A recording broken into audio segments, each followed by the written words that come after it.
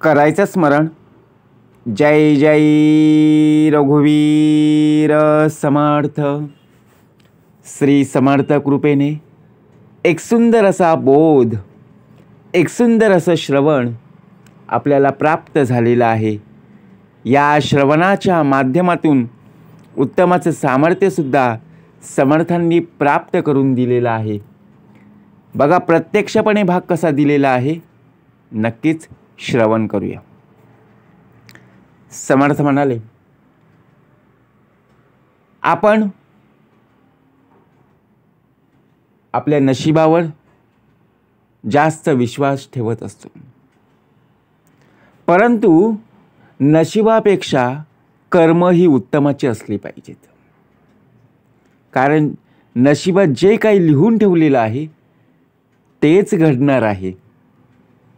मग नको त्या गोष्टीचा आपण विचार करत बसतो.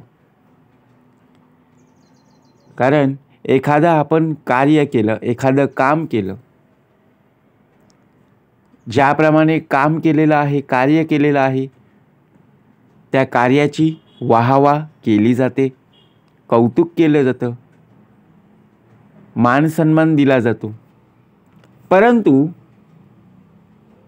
आपल्या पाठीवर मिळणारी थाप, बोलणारे शब्दांचं गोडवा आणि कौतुक, शब्द लहान वाटतात, परंतु केलेलं कार्य हे मनापासून आपण करत असतो. विचारा, त्यासाठी किती मेहनत घ्यावी लागली. कारण प्रत्यक्षात जर पाहायला गेलो, जगामध्ये असंख्य लोक आहेत, बरोबर की नाही? हजारो नाती तयार होतील, परंतु केव्हा? जेव्हा नात्यामध्ये गोडवा असेल तेव्हाच. परंतु जेव्हा आपण एखादं कार्य करू, जे कार्य लोकांच्या विरुद्ध असेल, त्यावेळी लोक आक्षेप घेतल्याशिवाय राहणार नाही. परंतु तेव्हा एकच नातं तुमच्या सोबत असेल, ते म्हणजे आपला मीपणा.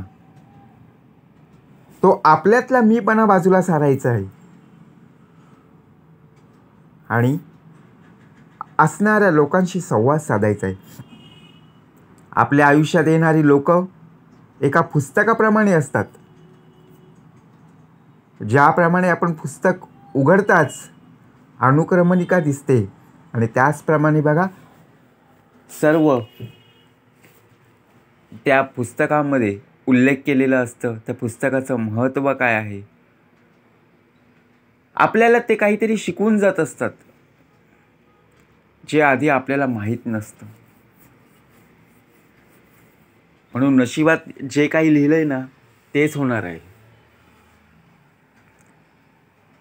या जगात कोणी कसं वागावं हे आपण नाही ठरवू.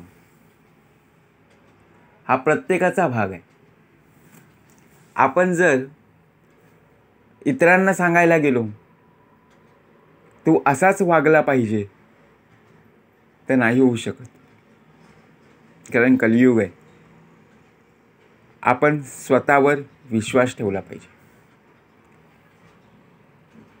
कारण ज्याप्रमाणे आपण स्वतःवर किती परिणाम करून घ्यायचा हे आपण आपलं ठरवायचं असतं.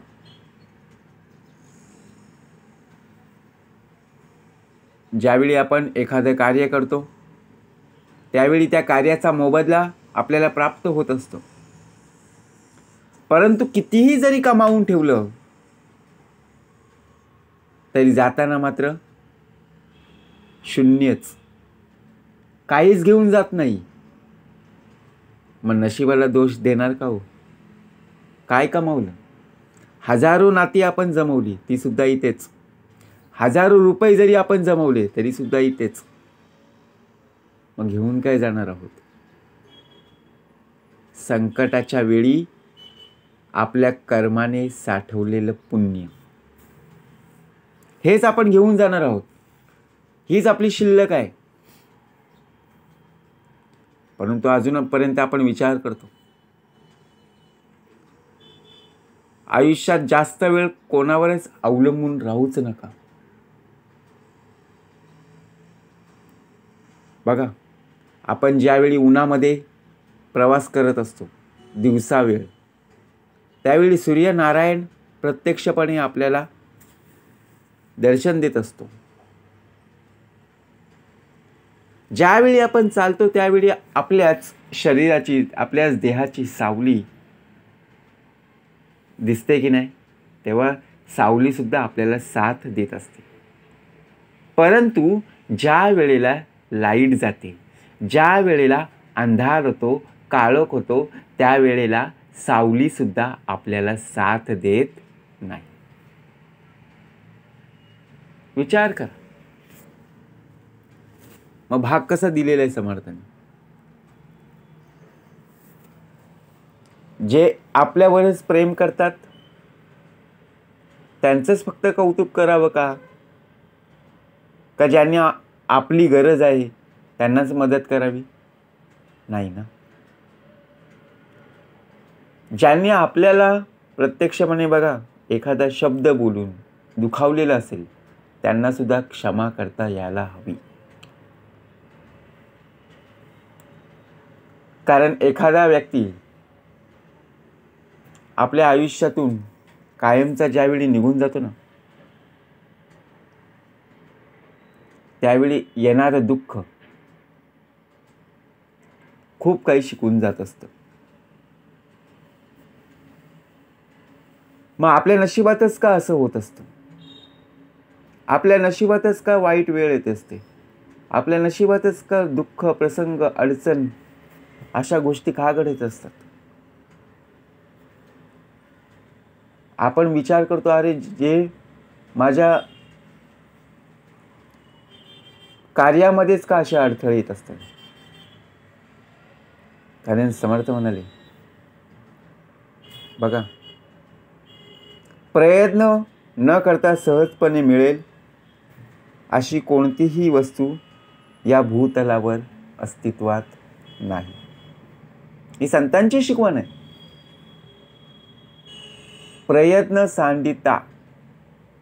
बघा, प्रयत्नांती परमेश्वर.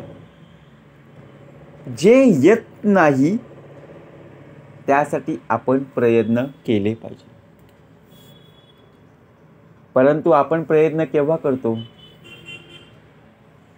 ज्यावेळी संकट उभी राहतात त्यावेळी आपण प्रयत्न करत असतो. आणि जर मनाप्रमाणे जर ती गोष्ट घडली नाही तर नशिबाला आपण दोष देत बसत असतो. मग नशिबाला दोष देण्यापेक्षा समर्थ म्हणाले, जे कर्म आहे ते कर्म उत्तमाची असली पाहिजेत.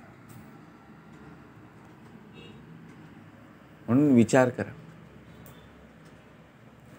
कुठलीही गोष्ट करा, कुठलंही कार्य करा, त्यासाठी मेहनत, कर्म उत्तमाचीच करावी लागणार आहे. नशिबात जे लिहिलंय तेच होणार आहे. उगाचच नको त्या गोष्टीचा ताण घेऊन आपण आयुष्यामध्ये रडत बसत असतो आणि रडण्यामध्येच संपूर्ण आयुष्य घालवत बसतो. कारण आयुष्य खूप सुंदर आहे. या जीवनामध्ये जर पाहायला गेलो, आयुष्य हे एकदाच, पुन्हा पुन्हा नाही आहे. मिळालेलं आयुष्य खूप टिकवायचं, परंतु कसं टिकवायचं हे ज्याचं त्याने ठरवायला हवं. कारण एखाद्यावर आपण विश्वास ठेवला, परंतु त्या व्यक्तीने जर आपला विश्वासघात केला तर आयुष्यातून आपण नक्कीच, बघा, ज्या वेळेला एखाद्यावर विश्वास ठेवला त्यावेळेला जर प्रसंगानेच किंवा अतिविश्वासाने जर आपण त्या व्यक्तीवर सदानकदा आपण विश्वास ठेवत गेलो तर विश्वासघात झाल्याशिवाय राहणार नाही. कारण लोक कौतुक करायला सुद्धा असतात, गोडवा सुद्धा गातात, परंतु दुःखाच्या वेळी आणि ज्यावेळी आपल्या हातून काही वाईट घडत असेल तर नक्कीच बोलल्याशिवाय लोक राहणार नाही. म्हणून समर्थ म्हणाले, निंदकाचे घर असावे शेजारी. परंतु आपण काय करतो? जो आपली स्तुती करतो ते आपले मित्र ठरवत असतो, परंतु जे आपले निंदा करत असतात ते आपले विरुद्ध असतात. काही मनुष्यांच्या बाबतीत सुद्धा अशी बघा घटना घडत असते. वाईटपणा आणि चांगुलपणा हे आपण शोधलं गेलं पाहिजे. गुण काय, अवगुण काय हे स्वतःमध्ये पाहिलं पाहिजे. तेव्हाच आपण लोकांमधले गुण आणि अवगुण शोधून काढू ना. आवडत्या कामाचं कधीही ओझं वाटत नसतं. आपण एखादं काम करत आहोत, त्या कामामध्ये जर आपल्याला कंटाळा येत असेल तर ते आपल्या मनाप्रमाणे नाही होत ना. जर आपल्याला क्रिकेट खेळायची सवय आहे, छंद आहे, उन्हातान्हामध्ये आपण खेळतो, घरातले बोलतात अरे आजारी पडशील, पोटात दुखेल, परंतु आपण न थकता आपण तिथे 10 तास 12 तास आपण त्या मैदानामध्ये खेळत असतो. हा आपला छंद आहे, कारण त्या कामामध्ये आपल्याला आवड आहे. म्हणजे विचार करा. परंतु जर आपल्याला कोणी ओझी उचलायला सांगितली तर आपल्याला लगेच उचलता येईल का? नाही. बरोबर की नाही? प्रत्येकाचं करिअर महत्त्वाचं असतं. ज्याप्रमाणे आपल्या भूतकाळात, वर्तमानकाळ आणि भविष्यकाळ, भूतकाळात घडणाऱ्या गोष्टी सहजपणे निघून गेल्या, वर्तमानकाळ जगत आहोत आणि आपला भविष्यकाळ कसा असेल याची आपण संपूर्णपणे चिंता करत आहोत. मग आपण नशिबावर अवलंबून राहतो. माझे काय लिहून ठेवलं आहे हे त्याचा तोची जाणीव. आता आपल्या नशिबात काय लिहून ठेवलं आहे हे सुद्धा जर पाहायचं असेल तर समर्थाने उत्तमाचा भाग दिला आहे. नशिबात काय लिहून ठेवलं आहे? जे वर्तमान काळ चालू आहे, ज्या वर्तमान काळात तुझं कर्म, तुझं कार्य, तुझी मेहनत जर उत्तमाची असेल तर तुला भविष्याची चिंता करावी लागणार नाही. जर चांगले कर्म केलेस तर चांगला फायदा तुलाच होईल. चांगले कर्म केलेस तर चांगलं पुण्यसुद्धा तुला प्राप्त होईल. परंतु जर वाईट कर्म केलेस तर नक्कीच भोग भोगणे आहेत. म्हणून समर्थ म्हणाले विचारा. आपण इतर गोष्टींचा ताणतणाव घेऊन बसतो डोक्यावर, इतर लोकांचा विचार करत बसतो. परंतु समर्थ म्हणाले, लोकांचा विचार करण्यापेक्षा आपण स्वतःचा विचार करणं खूप गरजेचं आहे. कारण सुंदर आयुष्य सहजपणे घडवता येतं. हे जरी असलं तरीसुद्धा आपल्याला त्या आयुष्यामध्ये अनेक अडथळे येत असतात. कारण विश्वास ही एक अशी दुर्मिळ गोष्ट आहे, ती सांभाळून ठेवावी. बरोबर की नाही? आपण एखाद्या वेळी एखादं नातं सहजपणे तोडून टाकतो, परंतु तेच जोडायला खूप वेळ लागतो. म्हणून समर्थ म्हणाले, नशिबात जे काही लिहून ठेवले ना तेच होणार आहे. फक्त जे कार्य करायचं आहे ते कार्य स्वतःच्या विश्वासावरती, परमेश्वराच्या वरती बघा प्रत्यक्षपणे विश्वास ठेवणं गरजेचं आहे.